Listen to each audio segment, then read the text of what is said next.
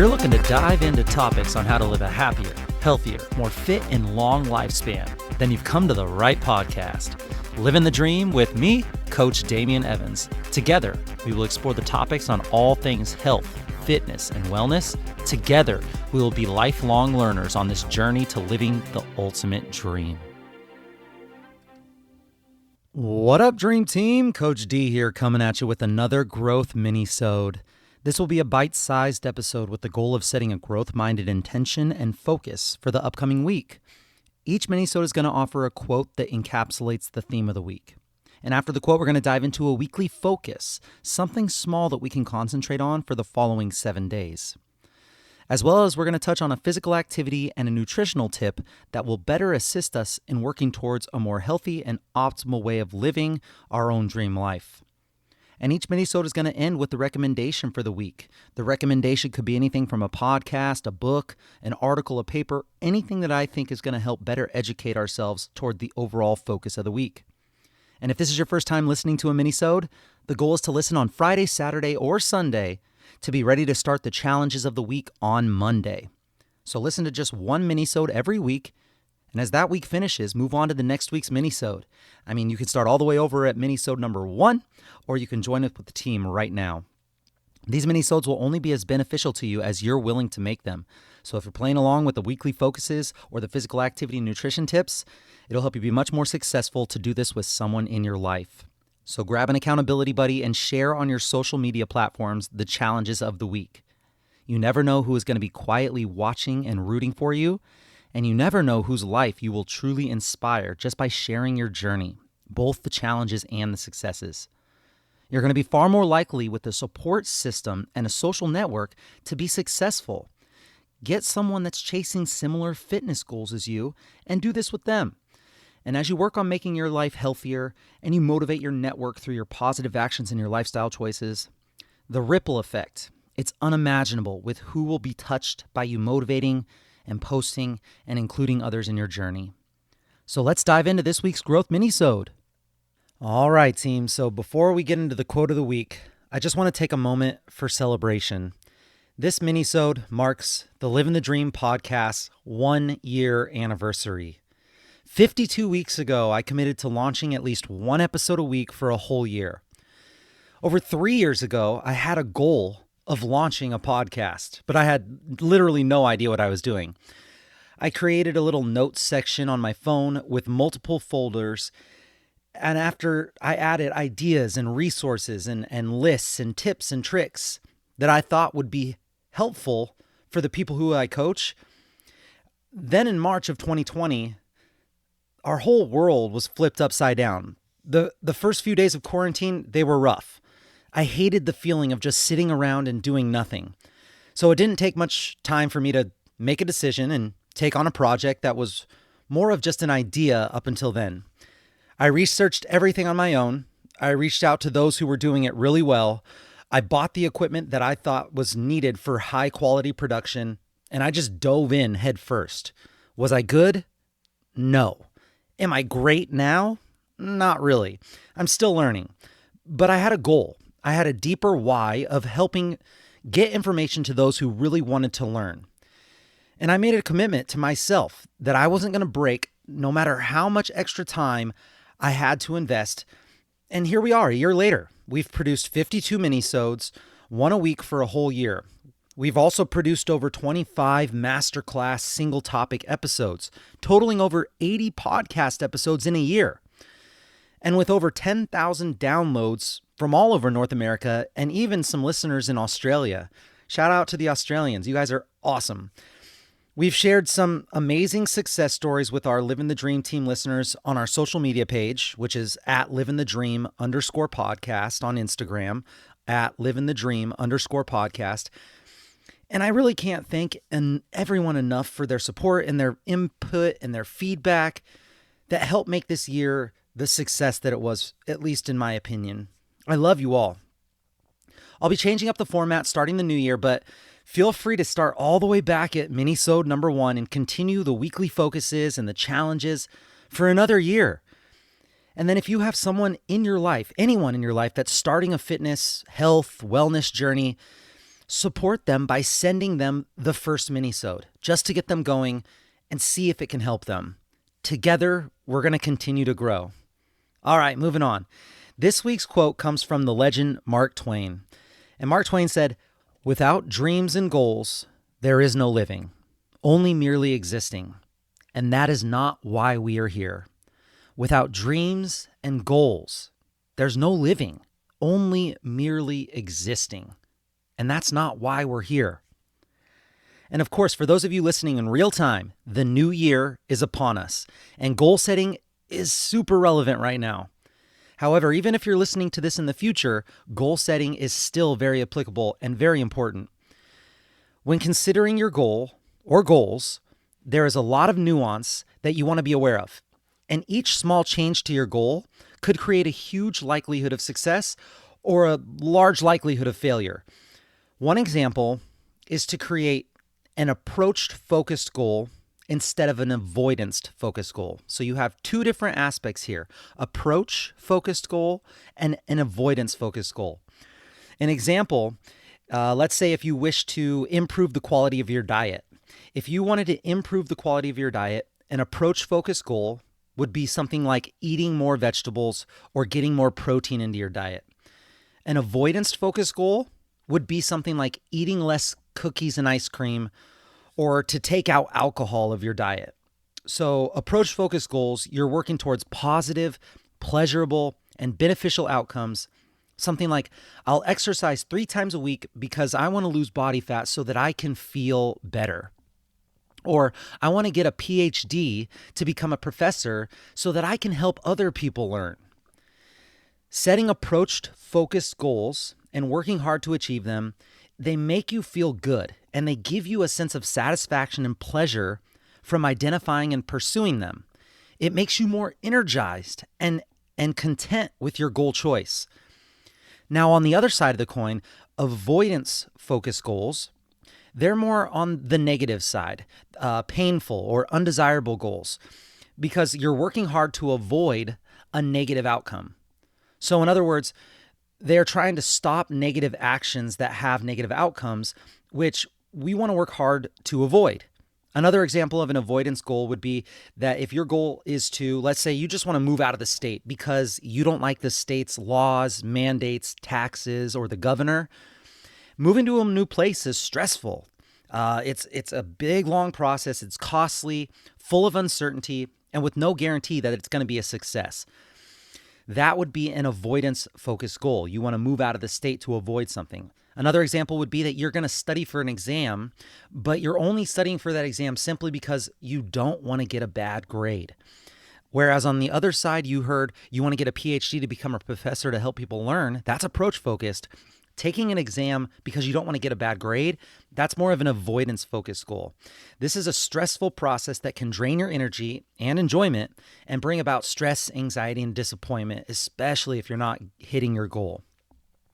Approach-focused goals are what you are seeking out. You are adding something into your life. You are doing something that has a positive spin to the outcome. Avoidance is what you're cutting out, not adding in. What are the things that you like, but that you can't have? And you tell yourself, I love this, but I can't have it. That's an avoidance-focused goal. Like I can't have chocolate. I don't want to smoke. What are you doing simply because if you don't make the change, bad things will happen to you? Now, there is evidence that approach-focused goals, they inherently frame these changes in a more positive light. They're associated with more positive emotions and thoughts, better self-evaluations, and greater overall psychological well-being. With avoidance-oriented goals, you're trying to not do something you're currently doing. Now, generally, you're currently doing a quote-unquote bad thing because either you like it, or it's easy, or you've just ingrained that habit into your routine. Which means that if you make an avoidance-focused goal to stop that thing, it automatically makes it an uphill battle. It's tough to stop doing something you like or something that is easy. It's tough to stop doing something that is ingrained. So it's already an uphill battle. Whereas approach-focused goals, could definitely still be challenging as well, but you can also scale it down to make it something much more attainable. Whereas avoidance-focused goals by nature will most likely be a challenge no matter what you do due to human nature and how habits are formed and reinforced. You're either telling yourself you're not going to do something that you like to do, or that you're going to give something up that over many, many years, you've already created these neurological pathways of triggers, actions, rewards that are very challenging habits to break.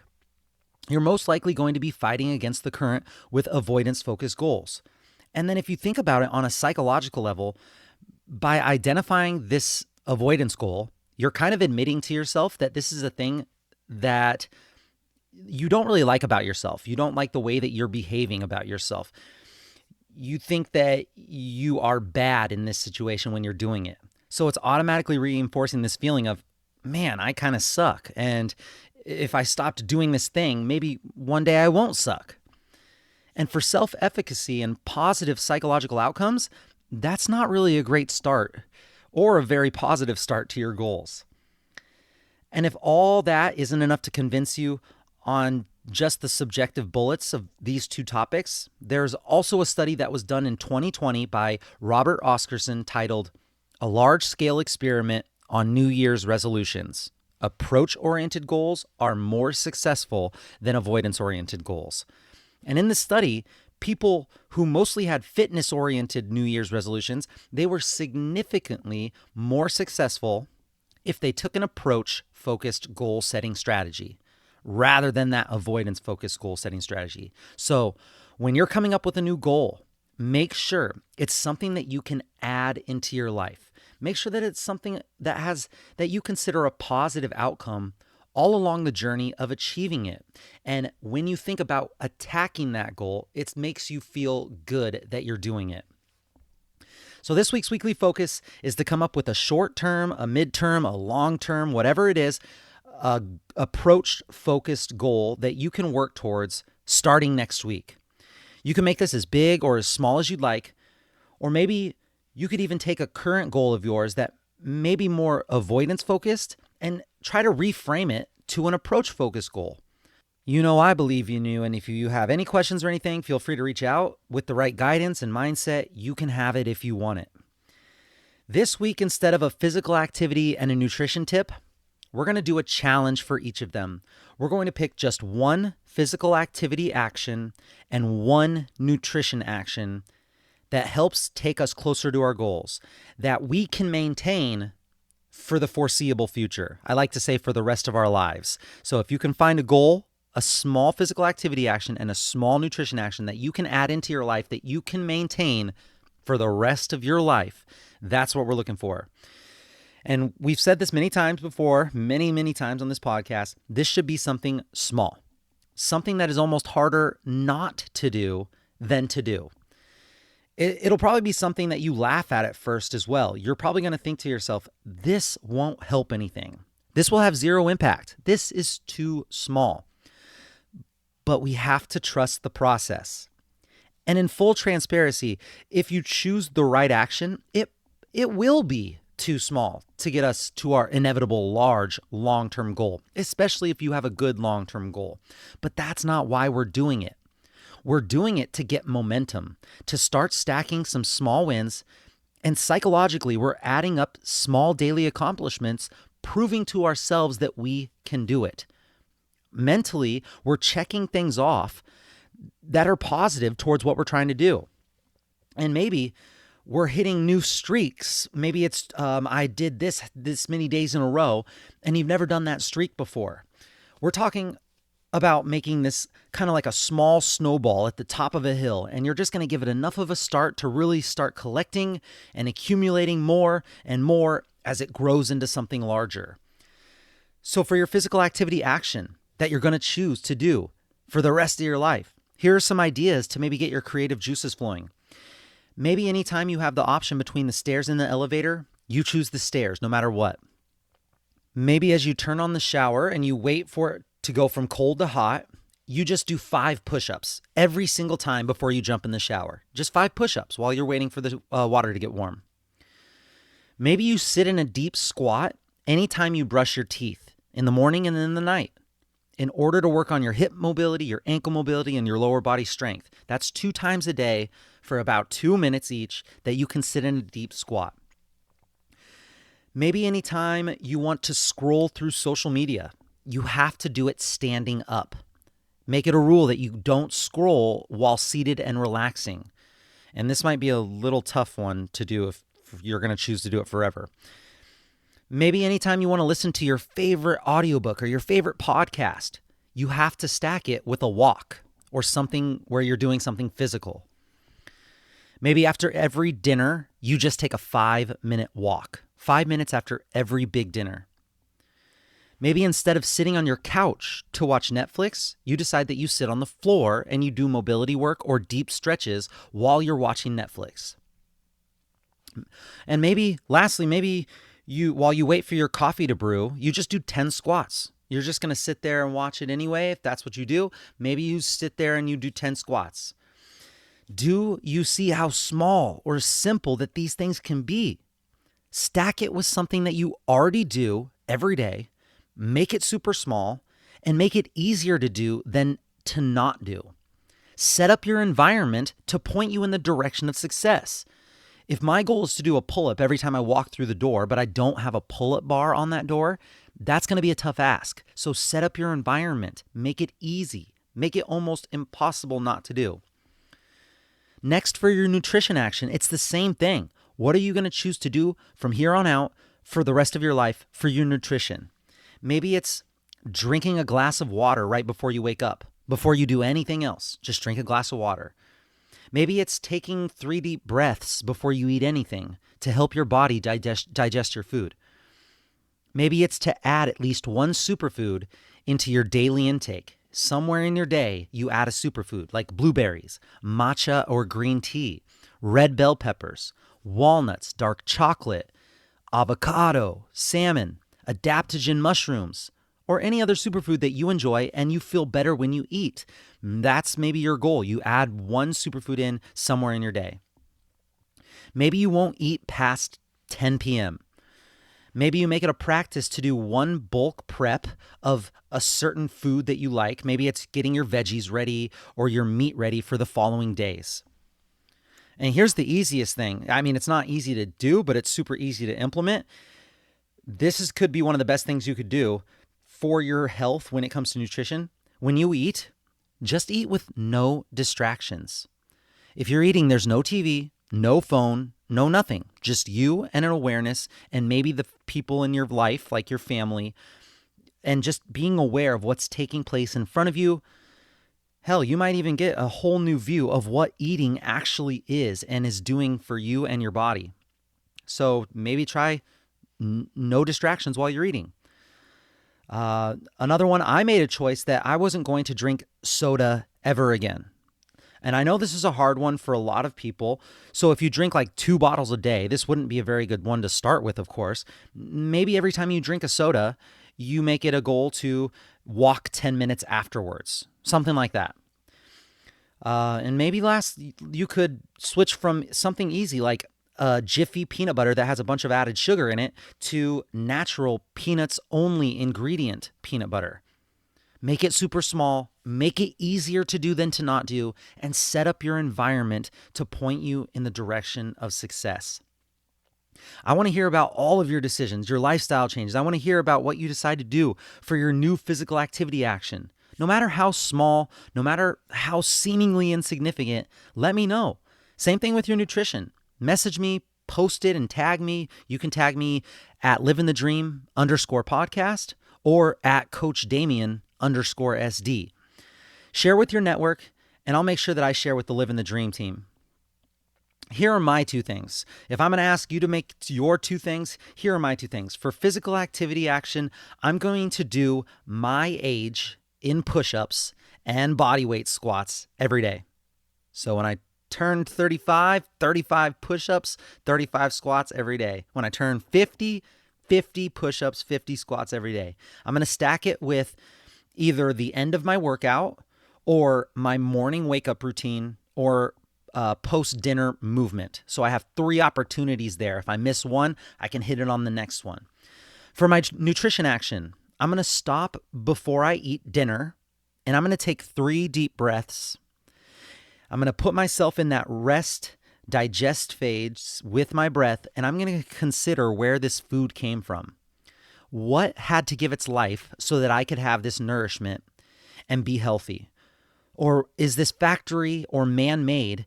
And what steps went into making this product? I'm going to start with just dinner because I don't currently do it with any of my meals. And then I'm going to go from there. 3 deep breaths and consider where my food came from at dinner. And lastly, this week's recommendation for a little inspiration. I'm going to share with you 2 podcast episodes that I just recently listened to that really had a good impact on me after I listened to them. The first one is from Jay Shetty. He's the author of Think Like a Monk, the book. And on his podcast called On Purpose, he had a really inspiring episode. It's episode 301 titled 10 Lessons I Have Learned from the Last 300 Episodes of On Purpose. And in this episode, Jay shares the lessons he had learned from his past interviews and solo episodes and how life-changing these conversations have been for him for the past 2 years. I really did some introspection as he was listing off his 10 lessons and diving in on what they meant. Things like be patient for the big things and impatient for the small things. He said, nothing is as scary as you think. Another one of his lessons, people will surprise you if you let them. And my favorite one was, consistency continues to bring the greatest joy. He had a handful of other very insightful thoughts that they collected over the last 2 years. And I think that this would be a really good episode for you to listen to if you need some inspiration. The second episode is from my favorite, Sean Stevenson and the Model Health Show podcast. This episode is titled 7 Powerful Ways to Strengthen Your Mindset and Create Unstoppable Momentum. This episode features some of the most inspiring and intelligent experts that Sean has interviewed in the past. People like Dr. Michael Beckwith, Tim Grover, who was Michael Jordan and Kobe's trainer, Lisa Nichols, and more. This episode will give you the tools and inspiration you need to step into your unique, innate power. So listen intently and apply what resonates with you. Listening to these episodes definitely got me in a good mindset for making some positive changes and adding some motivation for me to start the new year. I hope they do the same for you, whether you're in the new year or not. I'll include the link of these 2 episodes in the description of this minisode. Again, thank you everyone again for all the support over the past year. Thank you to all those who have helped others on their health, fitness, and wellness journeys. Thank you to those of you who have committed to being lifelong learners in the pursuit of living the dream life that you deserve to live. 1 year down, and I'm so excited to see what the future holds. Alone we're strong, but together we're stronger. And that's it, my friends, for this week's Growth Minisode. Each week, we're going to focus on something new and dial in a different aspect of physical activity and nutrition. Share with your friends and family and hold each other accountable. Post on your social media stories and share as you navigate these new goals. Post a video of you hitting your physical activity action or your nutrition action and hitting some streaks that you've never seen before. And make sure you tag me and share the journey. Let me know if you have any other suggestions or tips that will help your Livin' the Dream team that I can discuss on future episodes. I will be right here with you, working on making us stronger, happier, and healthier humans. Until next time, friends, keep living the dream.